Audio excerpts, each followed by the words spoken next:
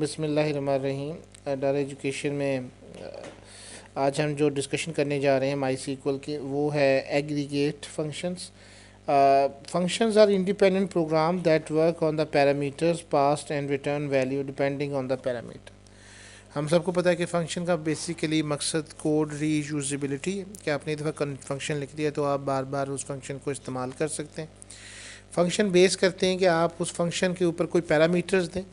Parameters वो values होती हैं जिनके ऊपर आपका फंक्शन जो है वो काम परफॉर्म करता है। अब जब आप इस चीज़ को परफॉर्मिंग करते हैं तो देन आपका ये पैरामीटर्स वर्क करते हैं। Parameters are also known as argument. Parameters को ही आप आर्गूमेंट कहते हैं।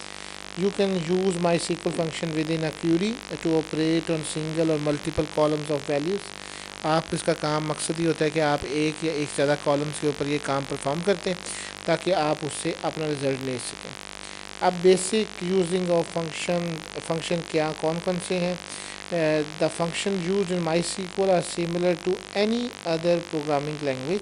इन MySQL you can use function along with the select command in 2 different ways. आप जिस तरह से बाकी जगह पे फंक्शन इस्तेमाल करते हैं बिल्कुल सेम उसी तरीके से आप MySQL के अंदर भी इसको यूज़ कर सकते हैं with the help of the select statement के ज़रिए। अब ऐसे ये कि ये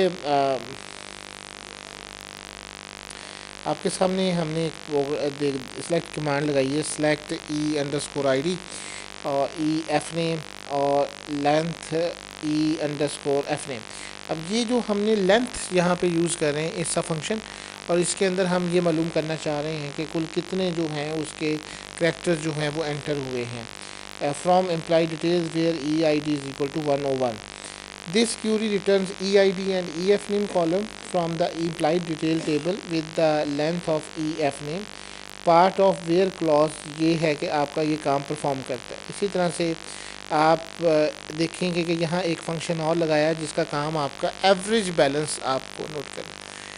मैंने एक दफ़ा शायद आपसे पहले भी डिस्कशन के दौरान जब डाटाबेस के अंदर आपसे मैं बात की कि लेट्स सपोज आप एक पॉइंट ऑफ सेल सिस्टम बना रहे हैं और उस सिस्टम के अंदर आपने क्वांटिटी भी रखी हुई है और प्राइस भी रखी हुई है, तो क्या आप उसका टोटल भी वहाँ पे ही कैलकुलेट करेंगे या आप उसका एवरेज बैलेंस भी वहीं पे देंगे? तो ऐसी बात नहीं है। जब आपके पास क्वांटिटी भी मौजूद हो और आपके पास उसका प्राइस भी मौजूद हो तो उसका टोटल आपको जमा करने की ज़रूरत नहीं है, या उसका सम करने की या प्रोडक्ट जमा करने। आपको एक फ़ंक्शन के ज़रिए आप जब भी वो वैल्यूज़ डाटाबेस से ड्राइव होंगी तो आपको रिज़ल्ट वहाँ पे उसका मिल जाएगा। Using aggregate function in MySQL, aggregate function operate on a group of values. Single function से तो मुराद ये थी कि आपने तमाम के तमाम को एक पैरामीटर पास किया और उस पैरामीटर के रिज़ल्ट के ऊपर आप उसकी वैल्यूज़ को डिसाइड करते हैं। जबकि एग्रीगेट फंक्शन के अंदर आप मोर देन 1 कॉलम्स को आप इकट्ठा करते हैं और उनकी वैल्यूज़ को करती है। Return a single value as the final result. जैसे some aggregate functions work with the group by having clause. The group by clause is used to group rows having similar values for the specific column into a group row. Group function do not accept null values. ये याद रखें कि जब आप group values करेंगे तो वो नल values आपकी एक्सेप्ट नहीं करेंगी। The having clause define the result set based on a set of calculation. You can use the group by and having clause with the select statement to retrieve data with the specific and specified conditions. अच्छा, एक अब आपके सामने average function है। जैसे मैं ये इसका एवरेज फंक्शन यूज़ करता हूँ, इसके ज़रिए मैं मालूम कर सकता हूँ कि कुल कितनी वैल्यूज़ हैं फैक्टर्स ऑफ द वैल्यूज़। अब इसके अंदर सेलेक्ट लिखेंगे, फिर कॉलम नेम देंगे, फ्रॉम टेबल देंगे, हैविंग के साथ आप आगे एवरेज और आगे फिर एक्सप्रेशन देंगे। लेट्स सपोज ये select EID D name from employ salary having average basic salary और लेस देन 8000, और इसके ज़रिए आप जितनी भी उसकी सैलरीज़ होंगी वो आपके सामने वो डिपार्टमेंट जो है वो सर्च हो जाएगा जिसकी एवरेज बेसिक सैलरी जो है वो लेस देन 8000 के साथ मैच करेगी। इसी तरीके से let's suppose bitwise and function है। बिटवाइज फंक्शन का मुराद क्या होती है? अगर आप एक प्रोग्राम है हमने इसके अंदर डेटाबेस के अंदर बनाया हुआ है, लेट्स सपोज ये लास्ट टाइम तक हम डिपार्टमेंट इसके अंदर बना रहे थे, और एम्प्लॉय सैलरी का हमने नहीं बनाया था। आप उसकी सैलरीज़ को भी आप कर सकते हैं सारा। तो इसी तरीके से bitwise and function works in two arguments that have equal length. bitwise and function the arguments into binary format and compress every bit in of the two arguments। इसमें आप select bit 1 और bit 2 को confirm करते हैं। जैसे let's suppose 29 and 15 है, तो ये 29 और 15 को एंड ऑपरेशन ये वर्क करेगा and then answer will be 13।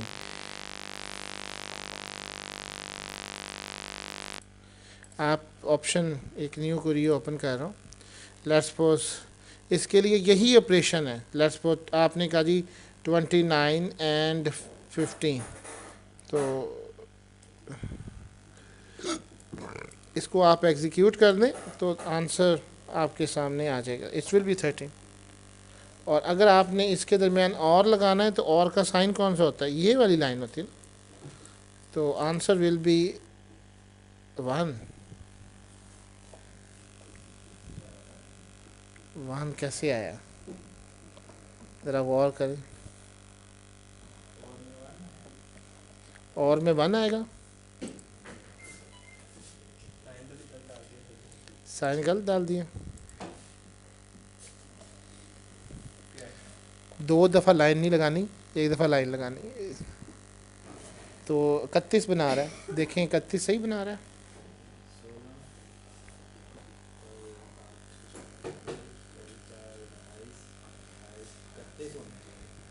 31 नहीं बन रहे। हाँ, तो आंसर इस तरह से 31 कह रहा था। इस तरह से एक्स और है, उसमें इसी तरह से आपके ये सारी वर्किंग करेंगे। इसी तरीके से आपके पास एक काउंट का फंक्शन है। काउंट का फंक्शन बेसिकली क्या करता है, ये जितने फंक्शंस हैं ये कुछ फंक्शंस आपके बिल्ट इन फंक्शंस हैं जो कोई ख़ास काम परफॉर्म करते हैं।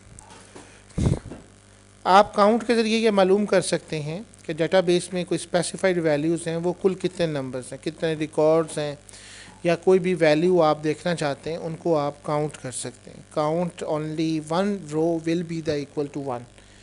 The count function return the total number of non null values. यहाँ पे बात आ रही है null values, non null values के। अगर आपका एक रिकॉर्ड है तो अगर सारे नल है तो फिर तो रिकॉर्ड कंफर्म ही नहीं होता, आपको एटलीस्ट वन वैल्यू जो है वो भी आपको करनी होगी। If expression specified as the argument, the syntax of obtaining the count of any expression is। आपने select count expression from table name करना है, जिसका टेबल से आप इसमें डेटे को देखना चाहते हैं। आप उसका एक कॉलम नेम देंगे या आप उसमें एक्सप्रेशन देंगे। From employ salary, let's suppose मैं यहाँ पे ये कमांड रन करता हूँ, select, नज़र आ रहा है, select काउंट का फंक्शन, और ये कलर भी चेंज हो जाता है। तो जो जितने कलर्स आपको यहाँ पे नज़र आ रहे हैं, यू कैन सी दैट कि यहाँ पे बहुत सारे फंक्शंस हैं, जैसे एब्सोल्यूट है, साइन है, कॉस है, एरिया है, एवरेज है। So they are the number of different types of functions are there. You can see that thousands functions are there, thousands of functions are different है। Power है, cot है, radians है, math के भी functions हैं और non numerical math के भी फंक्शंस हैं। इसमें आप वो कॉलम दे दें जैसे कि EID from amp underscore department,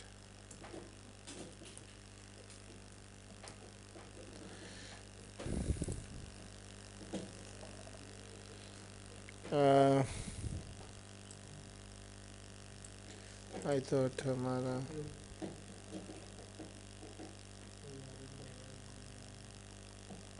use amp database को करें पहले। अब सेलेक्ट करते हैं और अब सेलेक्ट करने के बाद अब काउंट करें।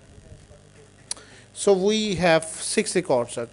तो कंप्यूटर आपको टोटल वैल्यूज़ काउंट करके बता देगा काउंट के ज़रिए। It's a very useful function, ख़ास तौर पे जब आप लोग क्या करते हैं, लॉगिन का पेज बनाते हैं तो उस वक्त आप सिलेक्ट स्टैटिक फ्रॉम अपने यूज़र टेबल से करते हैं, तो उस वक्त आपको चाहिए कि आप उसके ऊपर काउंट का फंक्शन लगाएं। अगर डेटाबेस में से एक रिकॉर्ड निकलता है तो इट मीन्स कि ये यूज़फुल रिकॉर्ड है, इसका user name and password match करता है। और अगर मोर देन वन रिकॉर्ड निकलते हैं तो इट मीन्स कि आप लोगों ने प्राइमरी की लगाई ही नहीं थी, तो वो इसका मतलब ये है कि आपका डुप्लीकेट आपका की नज़र आ रहा है। और अगर वो लेस देन ज़ीरो है, कोई रिकॉर्ड नहीं फाउंड होता, तो इसका मतलब है कि पासवर्ड और यूज़र नेम मैच नहीं करते। तो कई लोग डिफरेंट तरीके से लॉगिन्स बनाते हैं, लेकिन काउंट के ज़रिए आप अपनी टेबल्स को मैयर कर सकते हैं। और ख़ास तौर पे आपके लॉगिन के पीछे ये कमांड लगती है और काउंट की, और आप इसको काउंट करके इफ़ और एल्स की कंडीशन के साथ मैच कर सकते हैं। तो count will return you the exact value of your the records containing there. तो जैसे यहाँ पे आपने देखा कि काउंट EID मैंने किया, तो then it will represent the 5 records was sent here. अच्छा, एक और है जिसको हम कहते हैं count distinct function. Count distinct function से मुराद ये होती है, लेट्स सपोज अगर आपके पास एक रिकॉर्ड है, लाहौर है, जैसे कि आप सिटी में डालते जा रहे हैं, तो अगर आप सिर्फ ये देखना चाहते हैं किसी रिकॉर्ड को कि इसमें कुल कितने डिफरेंट सिटीज़ से लोग आए, जैसे मैं मालूम करना चाहूँ अगर बिलफर कि एक स्टूडेंट्स हैं और वो स्टूडेंट का जो रिज़ल्ट है उसमें कितने लोग जो हैं वो मुख्तलिफ़ शहरों से आए हुए हैं, तो अब हो सकता है कि लाहौर में से 1000 लोग आए हुए हों और उनके नाम के साथ आगे लाहौर लाहौर आ रहा है। तो जब मैं काउंट करके देखूंगा तो मुझे एग्जैक्ट फिगर्स आ रही होंगी, नंबर ऑफ़ द। लेकिन अगर मैं सिटीज़ में देख रहा हूँ तो उसका तादाद बहुत बढ़ जाएंगी। तो उस वक्त आपको काउंट डिस्टिंक्ट का फंक्शन इस्तेमाल करना होता है। काउंट डिस्टिंक्ट के फंक्शन की वजह से आपके पास जो वैल्यूज़ आ रही होती हैं, आप उनमें से जो डिस्टिंक्ट होती हैं सिर्फ उन्हीं को काउंट मैयर किया जाता है। तो सेलेक्ट काउंट डिस्टिंक्ट और फिर आगे आपने एक्सप्रेशन करना है, और जैसे डिस्टिंक्ट है और बेसिक सैलरी है वो आपकी वैल्यूज़ हैं। लेट्स सपोज ये एक फंक्शन है और सेलेक्ट की कमांड है,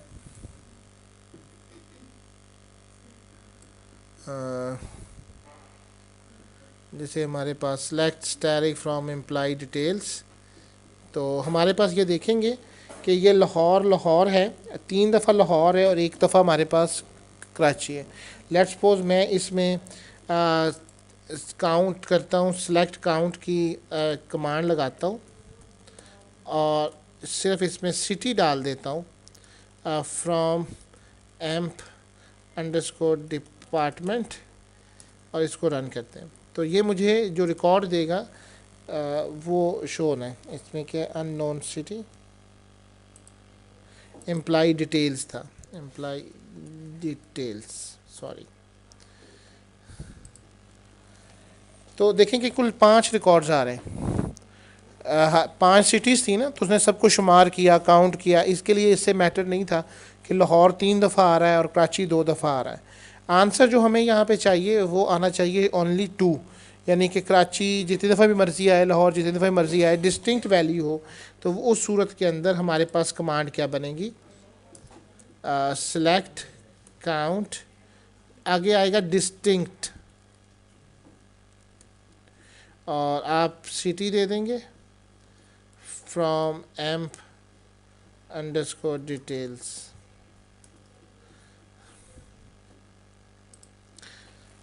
You can see that the answer will be 2. जब आप कोई प्रोग्राम बना रहे होते हैं, जब आप कोई वेबसाइट्स बना रहे होते हैं, या आप कोई point of sale system C# में या किसी भी लैंग्वेज में बना रहे हों, तो डेटाबेस की बहुत अहमियत होती है। इसके अलावा डेटाबेस में अहमियत इतनी ज़्यादा है कि अगर आपने एक सही डेटाबेस नहीं बनाया तो आप एक प्रोजेक्ट सही नहीं बना सकते। उसके बाद आपने जो क्यूरीज़ उसमें से निकालनी है, ज़ाहिर सी बात है एक ही चीज़ के कई तरीके हो सकते हैं डिस्प्ले करने के, तो आपने मिनिमम तरीके देखने हैं जिसके ज़रिए आप मिनिमम तरीके देखने हैं जिसके ज़रिए आप maximum information according to the user जो है वो प्रोवाइड कर सकें। तो ये और एग्जैक्ट इसी तरह के जितनी भी आपको चीज़ें चाहिए वो आपकी फ़ंक्शन से हेल्पफुल हो रही हैं। तो ये मैंने आपको दिखाया कि सिलेक्ट काउंट डिस्टिंक्ट है। जैसे कि लेट्स सपोज मैं अगर आपने देखना चाहता हूँ कि मेरे पास पाकिस्तान गवर्नमेंट के मुख्तलिफ सेक्टर्स हैं, या मैं देखना चाहता हूँ कि भी कुल कितने एम्प्लॉइज़ हैं, इनकी सैलरी रेंज कितनी है, और अगर मैं एक सैलरी रेंज को इतनी इजाफा दूँ, जैसे मैंने आपसे कहा ना कि बजट जब बनाया जाता है तो हुकूमत पहले से सारे अंदाजे कैसे लगा लेती है कि इतने मद में इतने खराजात होंगे और कितने देने, उन्होंने सारी कैलकुलेशंस पहले से करके रखनी होती है।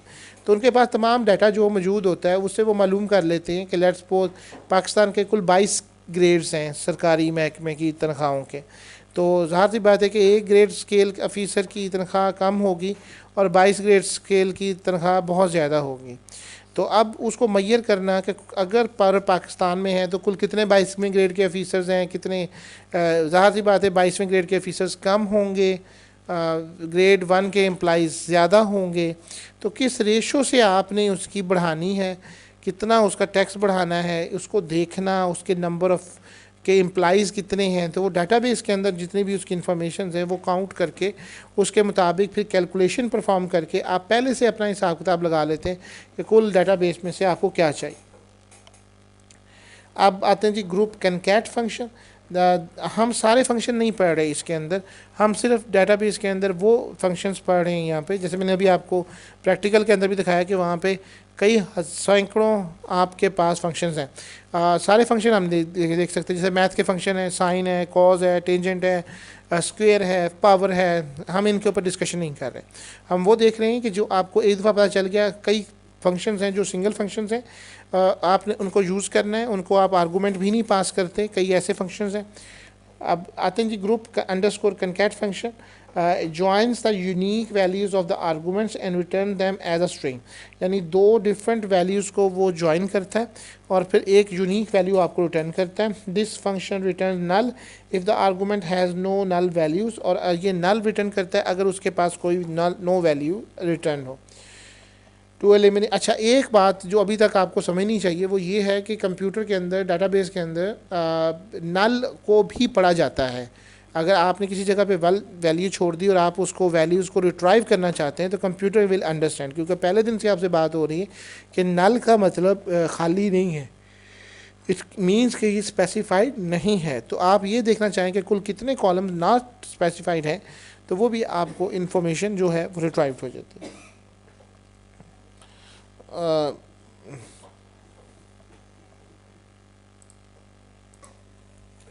ग्रुप कनकैट फंक्शन क्या करता है, values of arguments and return them as a string. This function returns null if the argument is there. जैसे कि आप देखें कि मैं ये एक फंक्शन बना रहा हूँ डिपार्टमेंट नेम ग्रुप अंडरस्कोर कनकैट, तो EID। अब देखें EID मेरा वन अलहदा है लेकिन डिपार्टमेंट मेरा अलहदा है। अब मैं दोनों को मर्ज कर रहा हूँ, तो ये मेरे पास जो रिज़ल्ट आएगा वो इस तरह से आएगा कि रिसर्च, और मुझे वो सारे ग्रुप के बता देगा कि कुल कितने एम्प्लॉइज़ जो हैं वो इस ग्रुप के अंदर हैं, बजाय इसके कि मैंने आपसे कहा था कि एक चीज़ को याद रखें। और इसी तरीके से उसका मकसद जो है आपको डिस्प्ले करवा के देखना है। अब जैसे मैं यहाँ पे ये कमांड इसको रन करता हूँ, select amp